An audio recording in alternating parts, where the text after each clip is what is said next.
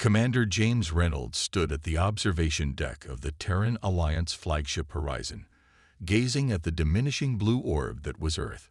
50 years had passed since humanity had taken its first tentative steps beyond the solar system, and now, as the commander of the most advanced vessel ever constructed, he couldn't help but reflect on the improbable journey of his species.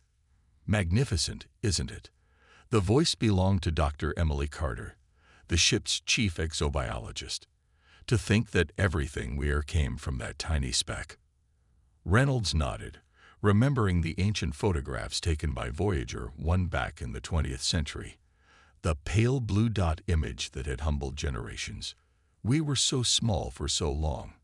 And now look at us, Emily said, gesturing to the bustling crew around them, representatives of Earth's unified nations preparing for the first diplomatic mission to the Centaur Conclave, a coalition of 3 sentient species who had made contact with Earth just 5 years prior. The path to this moment had been anything but smooth. Climate catastrophes in the 2030s had nearly broken human civilization. The resource wars of the 2040s had threatened to extinguish the last flickering hopes of the species. But something remarkable had happened instead. Faced with extinction, humanity had unified. They never thought we'd make it this far, Reynolds said, thinking of the Centaur's initial assessment of humans, a promising but volatile species, too aggressive and fractious to achieve the technological singularity that would allow them to join the interstellar community. Dr. Carter smiled. That's why they're so interested in us now. We're the anomaly, the species that should have destroyed itself but didn't. Behind them, Lieutenant Thomas Park approached with a datapad. Commander, we've received the final briefing from Earth Command. The Centauri representatives are expressing concern about our rapid advancement. Reynolds wasn't surprised. In the 5 years since first contact, humanity had reverse-engineered several key technologies from the limited data shared during initial communications. What had taken other species centuries to develop, humans had accomplished in half a decade. They're afraid of us, Reynolds said simply. Not afraid, Emily corrected. Cautious. We're unpredictable. Most spacefaring civilizations follow a similar development path. We're different. Reynolds turned from the viewport as Earth finally disappeared from naked eye visibility. Different isn't always bad. No, Emily agreed. But it means we have something to prove at this summit. As the Horizon accelerated toward the jump point that would catapult them to Alpha Centauri, Reynolds considered the weight of their mission. They carried with them humanity's greatest strengths: adaptability, creativity, and an indomitable will to survive, but also the responsibility to demonstrate that these qualities could be directed toward cooperation rather than conquest. Approaching jump coordinates, announced the ship's eye. Preparing for dimensional fold. Reynolds took one last look at the stars of home before they would be replaced by the unfamiliar constellations of another system. Let's show them what humans can do, he said. The dimensional fold was nothing like the old science fiction stories had predicted. There were no streaking stars, no tunnels of light. Just a moment of absolute stillness, followed by a shift so subtle it could only be detected by instruments. One instant, the horizon was at the edge of the solar system. The next, it was approaching the trinary star system of Alpha Centauri. Fold complete, reported Navigation Officer Lisa Donovan. All systems nominal. We've arrived at the designated coordinates. Reynolds watched as the main viewscreen adjusted to the new stellar environment. 3 stars dancing in cosmic harmony, their light bathing the bridge in a golden glow unlike anything seen on Earth. It's beautiful, Emily whispered, but her awe quickly transformed into scientific curiosity. Look at the orbital mechanics. The simulations didn't do it justice. The ship's sensors were already cataloging the system's celestial bodies, identifying the 12 planets claimed by the Centauri Conclave, 3 inhabited by the founding species, the others transformed into specialized habitats, mining operations, and research stations. We're being scanned, announced Security Chief Alex Morgan, his posture stiffening. Multiple sources, more intensive than the protocols indicated. Reynolds remained calm. Let them look. We have nothing to hide. That wasn't entirely true. Earth Command had installed certain technologies on the horizon that weren't disclosed in the mission briefings sent to the Conclave. Not weapons. Humanity had learned that lesson. But defensive systems, contingencies developed from the paranoia that had kept their species alive through countless threats. A communication request flashed on the main console. "It's the Centauri delegation," Lisa said. "They're early." Reynolds straightened his uniform. On screen, the view screen shifted to reveal a being with features that seemed both insectoid and avian. Ambassador Trell of the Arxer, the oldest species in the Conclave. Its multifaceted eyes studied the human crew with an intensity that felt almost physical. Commander Reynolds of Earth, it spoke through the translation matrix. "Your arrival is unexpected in its precision." Ambassador Trell. Reynolds replied with a respectful nod. "We're honored by your welcome." "Not a welcome yet," Trell clarified. "An observation. Your species has mastered dimensional folding in 5 rotations of your planet. This is unprecedented." Emily stepped forward. "We're quick learners, Ambassador." "So we have observed," came the measured response. "This trait makes some among the Conclave uneasy." Reynolds recognized the diplomatic opening. "Change often brings unease, Ambassador, but it can also bring opportunity. We've come to demonstrate that humanity's rapid advancement serves the interests of peaceful cooperation." Trell's head tilted in what the briefings had described as a gesture of consideration. "Your delegation will be received on Harmony Station. Coordinates are being transmitted." As the communication ended, Reynolds turned to his senior staff. "They're curious and cautious. That's natural. They're also testing us," Morgan noted. "That scan was looking for specific technologies." Reynolds nodded. "And they'll find exactly what we want them to find." He turned to the navigation console. "Set course for Harmony Station. Let's go make history." As the horizon approached the massive orbital structure that served as the Conclave's diplomatic hub, none of the crew could have predicted how their arrival would reshape the destiny of not just humanity, but all spacefaring civilizations in this corner of the galaxy. Harmony Station loomed before the horizon like an impossible construct, a 12-pointed star of gleaming metal and crystalline structures, rotating slowly against the backdrop of Alpha Centauri A. Each point represented one of the Conclave member worlds, with the central hub serving as neutral territory for diplomatic engagements. "They built this 500 years ago," Emily said as the shuttle departed the Horizon's bay. "Before they even met each other." Reynolds studied the approaching station. "How is that possible?" "They followed the beacon protocol," explained Dr. Alan Foster, the mission's cynoanthropologist. "Each civilization reaching a certain technological threshold receives the same message, instructions for building their section of the station. It's how the Conclave ensures peaceful first contact." "Yet we never received such a message," Reynolds noted. Foster nodded. "That's what makes us anomalous. We developed independently." As their shuttle docked at the Earth-allocated berth, a section hurriedly adapted for human use, Reynolds felt the weight of responsibility settle more heavily on his shoulders. Their reception committee consisted of representatives from all 3 Conclave species, the insectoid Arxer, the crystalline Voth, and the amorphous Meridian Collective. "Welcome to Harmony," greeted a Voth representative, its crystalline body refracting light in mesmerizing patterns. "We have prepared accommodations suited to your biological needs." The human delegation was escorted through the station's grand concourse, drawing curious stares from various alien diplomats and their entourages.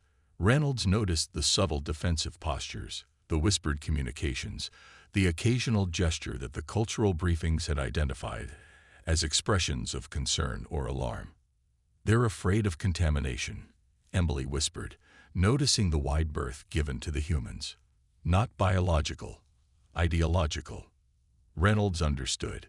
Humanity's history was marked by revolution, by the rapid overthrow of established systems. The Conclave, by contrast, valued stability above all. Civilizations that developed over thousands of years of careful, measured progress. During the formal welcome ceremony, Ambassador Trell addressed the unspoken tension directly. The arrival of Earth into our community represents an unprecedented moment, it announced to the gathered assembly. For the first time, we welcome those who found their own path to the stars, without guidance, without the beacon's wisdom. A murmur rippled through the alien delegates. Some question whether such independent development is compatible with conclave principles, Trell continued. Others see potential in this diversity of approach. Reynolds stepped forward when invited to respond. The people of Earth come with open hands and open minds. We have much to learn from the conclave's wisdom and stability. But perhaps we also bring valuable perspectives from our unique journey. The diplomatic dance continued for days. The humans were subjected to exhaustive interviews, medical examinations, psychological assessments, all while being shown only carefully curated portions of the station. In private quarters, Reynolds conferred with his senior staff. They're evaluating whether we're too dangerous to include, he concluded, or too dangerous to exclude, Morgan countered. I've mapped only 30% of this station, but I've identified defensive capabilities that far exceed what was disclosed in the briefings. Emily frowned. The Voth representative let slip something today about the periphery, and seemed immediately regretful. When I inquired further, the subject was changed. Reynolds absorbed this. There's something beyond the conclave, something they're unified against. A threat? Foster suggested. Or competition, Reynolds replied. Either way, we need to demonstrate our value before they decide our fate. The opportunity came unexpectedly on the 5th day, when a technical malfunction in the station's environmental systems threatened an entire section with catastrophic decompression. The conclave engineers struggled with the cascading failures, their protocols requiring layers of approval before emergency actions could be taken. Reynolds watched the crisis unfold for exactly 7 seconds before making a decision that would alter humanity's cosmic destiny. Morgan, Emily, with me, he ordered, heading directly for the affected sector against explicit instructions to remain in the diplomatic quarters. Sometimes, Reynolds knew, action spoke louder than any diplomatic overture. The environmental crisis aboard Harmony Station had been resolved through what the conclave species considered reckless human intervention. Reynolds and his team had bypassed safety protocols, manually reconfigured life support systems, and physically repaired crucial junctions, all while experiencing radiation exposure that their hosts had deemed unacceptably dangerous. You risked yourselves, Ambassador Trell observed in the private chamber, where the human delegation now sat before the conclave council, without authorization. We saw a problem we could solve, Reynolds replied simply. Where we come from, action is its own authorization in an emergency. The Meridian representative, a swirling mass of luminescent particles contained within a specialized field, pulsed in what the briefings indicated was agitation. Your species operates without proper consensus structures. This is concerning. Emily stepped forward. With respect, it was precisely that quality that saved 43 lives today. The council chambers fell silent as the 3 conclave species communicated through their own private channels, a courtesy not extended to the humans. Finally, the Voth representative addressed them. Commander Reynolds, the Council has reached a preliminary decision. Humanity will be granted provisional observer status within the conclave, with limited technology exchange to begin immediately. It wasn't full membership, but it was a start. As the delegation returned to their quarters, Foster could barely contain his excitement. Do you realize what this means? Access to their historical archives, cultural exchange programs. Limited access, Morgan corrected. They're still keeping us at arm's length. Reynolds nodded. For now. But we've gained something more valuable than immediate acceptance. What's that? Emily asked. Time, he answered. And they've confirmed something I suspected. They need us as much as we need them. Over the next 3 weeks, the carefully controlled technology exchange revealed fascinating disparities. The conclave species possessed remarkable advancements in energy generation, material science, and biological engineering. Yet their computational systems, AI development, and innovative applications lagged behind Earth's achievements. They advance linearly, Emily observed after a particularly illuminating session with both scientists. Each technology building methodically upon established foundations, while we leap forward in unpredictable bursts, Reynolds added, taking conceptual shortcuts that sometimes work brilliantly and sometimes fail catastrophically. The humans were eventually permitted to visit one of the conclave colony worlds, a terraformed planet orbiting Alpha Centauri b. What they witnessed was both awe-inspiring and revealing. A perfectly balanced ecosystem, cities designed with mathematical precision, and a population that appeared universally content within their designated roles. "It's paradise," Foster whispered as they toured a meridian settlement. But there's no chaos," Emily finished his thought. "No unpredictability." Reynolds watched as the local inhabitants moved through their daily routines with practiced efficiency. "No evolution," he added quietly. That evening, during what was supposed to be a ceremonial dinner, Reynolds finally asked the question that had been forming since their arrival. "Ambassador Trell, what can you tell us about the periphery?" The reaction was immediate.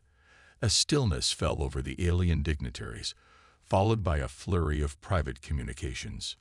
"The periphery is not a subject for provisional members," Trell eventually responded. Reynolds pressed gently, "Yet it seems central to understanding the conclave's purpose." After a long pause, Trell made a gesture that indicated reluctant concession. "The periphery represents those regions beyond conclave influence, systems where development has occurred differently." "Other civilizations?" Emily asked. "Entities," the Voth representative corrected. "Whether they still qualify as civilizations is debated." Over the next hours, the humans learned of the conclave's greatest fear, species that had embraced unrestricted technological development, particularly in artificial intelligence and consciousness transfer. Civilizations that had, in the conclave's view, lost their organic essence and become something other. "And these entities, they're hostile?" Reynolds asked. "They are expansion-oriented," Trell replied carefully. "Their values are incompatible with biological prosperity as we understand it." Reynolds exchanged glances with his team. The implications were clear. The conclave was not merely a diplomatic alliance, but a defensive one.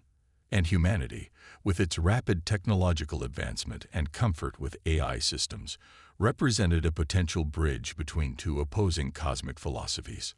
"Perhaps," Reynolds suggested, "that is precisely why Earth's unique development path may prove valuable to the conclave." 6 months into humanity's provisional membership in the Centauri conclave, the horizon had been joined by 3 additional Earth vessels. A small human enclave now existed on Harmony Station, and cultural exchanges had begun to flow both ways. Earth received carefully selected conclave technologies, primarily medical and environmental, while human innovations in computational systems and adaptive problem-solving were studied with cautious interest by conclave scientists. Reynolds, now serving as Earth's official ambassador, stood in the observation lounge of Harmony's central hub, watching the distant flares of Alpha Centauri A. "They're still monitoring our communications," Morgan reported, joining him at the viewport. Now serving as security chief for all human operations in the system, he had developed an extensive network of informants among the station's maintenance staff. "Of course they are," Reynolds replied without concern. "I'd be disappointed if they weren't. Earth Command is getting impatient. They want more technological access." Reynolds turned to his colleague. "And they'll get it, but not by demanding it. The conclave moves slowly, deliberately. We need to respect that pace. While the periphery doesn't," Morgan noted. "That's what worries them about us. We think more like the enemy they fear than like them." The comment hung in the air as Emily entered, her expression animated with excitement that had become characteristic of the human scientists working with conclave data. "James, you need to see this," she said, activating a portable holographic display. "We've been analyzing the stellar cartography they shared, and we found something they missed." The display showed a sector of space near the border of what the Conclave designated as periphery territory. "These emission patterns," Emily explained, highlighting energy signatures. "They're identical to quantum fluctuations we detected in our own system just before first contact." Reynolds studied the data. "You think there's communication happening. I think the periphery has been observing the Conclave, and us, more closely than anyone realizes," she replied. The discovery precipitated a series of closed meetings with the Conclave High Council, where Reynolds took a calculated risk. Rather than concealing Earth's analysis, he presented it openly, along with a proposal that would forever change humanity's standing in interstellar politics. "The boundary between your civilization and the periphery entities has remained static for over 3 centuries, he told the assembled council. "This suggests not a standoff, but equilibrium, perhaps even a form of respect." Trell's posture indicated skepticism. "They are fundamentally incompatible with organic life." Or perhaps, Reynolds countered, "they simply represent a different evolutionary path that you've chosen not to explore. Earth proposes to establish a diplomatic outpost at the coordinates we've identified, a neutral zone where communication might be possible." The proposal was revolutionary, and to many Conclave members, deeply disturbing. For 3 weeks, debate raged through the station's chambers. Humanity's provisional status was repeatedly questioned, with some factions advocating for complete separation from the unpredictable humans. Yet in the end, pragmatism prevailed. The Conclave recognized what Reynolds had understood from the beginning. Humanity's unique development path made them ideal intermediaries. Earth was granted full membership in the Conclave, with a special mandate to establish the first-ever diplomatic channel with periphery entities. As preparations began for this unprecedented mission, Reynolds found himself once again on the observation deck, this time joined by Ambassador Trell. "Your species continues to surprise us," the Arxer diplomat admitted. "When we first detected your transmissions centuries ago, many believed you would destroy yourselves before achieving spaceflight." Reynolds raised an eyebrow. "You knew about us before we discovered you. All potentially viable species are observed," Trell explained. "Most follow predictable development patterns. Yours did not. And yet here we are," Reynolds said, "about to attempt something the Conclave has considered impossible for generations." Trell made a gesture that translated as philosophical acceptance. "Perhaps that is why you emerged as you did. Unpredictable, adaptive, willing to embrace risk. The universe may have been preparing you for precisely this moment." As they stood in contemplative silence, watching the stars, Reynolds considered the journey that had brought humanity from its first tentative steps beyond Earth to this pivotal role in interstellar politics. Every hardship, every near-extinction event, every technological breakthrough had shaped his species into exactly what was needed at this cosmic juncture. Looking forward, Reynolds mused, "I wonder what will become." Trell's multifaceted eyes shifted to study the human. "That," the ambassador said, "is what everyone is wondering." The diplomatic outpost designated Nexus took shape at the coordinates Emily had identified, a region of space equidistant from the nearest Conclave world and the theorized boundary of periphery influence. Constructed using a hybrid of human and Conclave technologies, the station represented something unprecedented. A deliberate bridge between biological and post-biological civilizations. Command of this critical mission fell to Reynolds, who found himself navigating uncharted diplomatic waters. The Conclave had provided extensive briefings on previous encounters with periphery entities, most ending in cryptic exchanges or abrupt withdrawals, but nothing that constituted actual dialogue. "We're broadcasting on all frequencies identified in the emission patterns," reported Communications Officer Maria Reyes. "Standard greeting packages in mathematical format as approved by the Conclave." Reynolds nodded, gazing at the starfield visible through Nexus's main viewport. Somewhere out there, watching and waiting, was an intelligence that had evolved beyond biological constraints, a path humanity itself might have taken under different circumstances. How will we even recognize a response? Asked Dr. Foster, who had joined the mission as chief cultural analyst. Their communication methods could be incomprehensible. They understood the conclave well enough to maintain a boundary. Reynolds replied, "They'll understand us." The first response came not through conventional channels, but as a subtle alteration in the quantum field surrounding Nexus. The station's sensors detected the change immediately, a pattern too precise to be natural, too complex to be accidental. It's a handshake protocol, Emily realized, studying the data. They're testing our technological capacity to engage. Working through 3 sleepless cycles, the human-led team developed an interface capable of translating the quantum fluctuations into data their systems could interpret. What emerged was not language as they understood it, but a series of conceptual frameworks, mathematical relationships that described reality from a fundamentally different perspective. "They don't think like us," Emily explained during a briefing with Reynolds and the senior staff. "Their consciousness exists as distributed information patterns rather than localized biological processes. They perceive time differently, simultaneously rather than sequentially." Reynolds absorbed this. "Can we communicate meaningfully?" "I believe so," she replied. "But we need to adapt our thinking, meet them halfway." The breakthrough came when Reynolds authorized an approach that the conclave representatives stationed on Nexus vehemently opposed, allowing a limited quantum interface between the station's AI systems and the periphery signals. "This is precisely the contamination the conclave has avoided for centuries," protested the Voth observer. "It's a controlled environment," Reynolds countered, "and it may be our only chance to establish real communication." The gamble paid off. Through the quantum interface, the first coherent exchange with a periphery entity was established.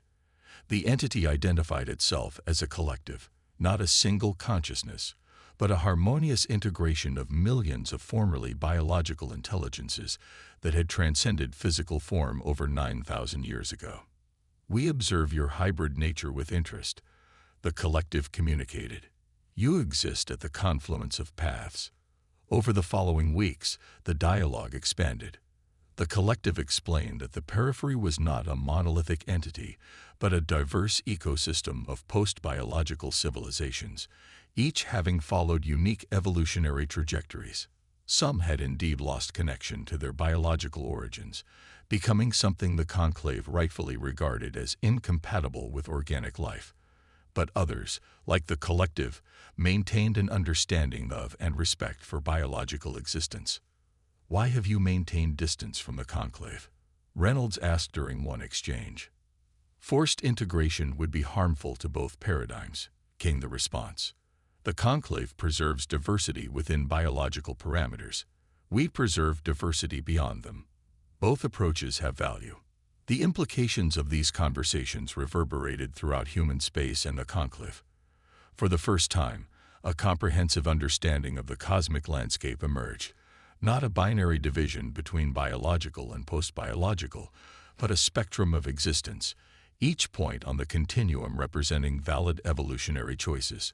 When the Arxer delegation arrived at Nexus to observe the negotiations, Reynolds sensed the historic significance of the moment. For the first time in recorded history, representatives of the 3 great cosmic paradigms, the tradition-bound conclave, the adaptive humans, and the transcendent collective, would engage in direct dialogue. "We stand at a crossroads," Reynolds addressed the assembled representatives. "For millennia, our civilizations have developed in isolation or opposition. Today, we have an opportunity to forge a different path, one of mutual recognition and cooperation across the full spectrum of conscious existence." As the formal talks began, Reynolds couldn't help but reflect on the unique role humanity had assumed. In less than a century since leaving Earth, humans had become the crucial connective tissue in the cosmic community, the species that could understand both the caution of the conclave and the transcendence of the periphery. It was not a role anyone could have predicted, but perhaps it was inevitable. Humans had always existed at the intersection of contradictions, rational yet emotional, individual yet communal, destructive yet creative. Those very contradictions, once seen as weaknesses, had proven to be humanity's greatest strength in a universe of diverse intelligences. The future, Reynolds realized, belongs not to those who choose a single path, but to those who can walk many. 50 years after the historic first meeting at Nexus, the landscape of known space had transformed beyond what any single civilization could have envisioned. The rigid boundary between conclave and periphery territories had given way to a complex tapestry of interconnected worlds, stations, and information networks, a new cosmic order that humans had been instrumental in creating. Reynolds, now in his 80s and serving as Grand Ambassador of the Terran Alliance, stood on the observation platform of Unity Hub, the massive construct that had replaced the original Nexus station. Around him swirled representatives of 27 distinct civilizations, some biological, some post-biological, many existing in states between these classifications. Hard to believe it all started with one ship and a desperate gamble, came a familiar voice. Reynolds turned to see Emily, her hair now white, but her eyes still bright with the same curiosity that had characterized their first voyage. As chief of Scientific Exchange, she had overseen the controlled sharing of knowledge that had enriched all participating civilizations without overwhelming their cultural foundations. "We were too ignorant to know it was impossible," Reynolds replied with a smile. "Sometimes that's humanity's greatest advantage." Below them, the Grand Chamber hummed with activity as the Cosmic Accord, the alliance that had supplanted both the Conclave and the loose associations of the periphery, prepared for its annual assembly. Arxer delegates conversed with sentient AI constructs. Human scientists collaborated with Both philosophers, and representatives of newly contacted species observed with the wide-eyed wonder that Reynolds still remembered from his own first days at Harmony Station. "The collective representatives have arrived," announced Thomas Park, now a senior diplomat in his own right. They'd brought their proposal for the Transcendence Protocols. Reynolds nodded. The protocols represented the next great challenge, a framework for civilizations to navigate the transition between biological and post-biological states while maintaining cultural continuity and ethical commitments. "Are the Conclave traditionalists still opposing?" Emily asked.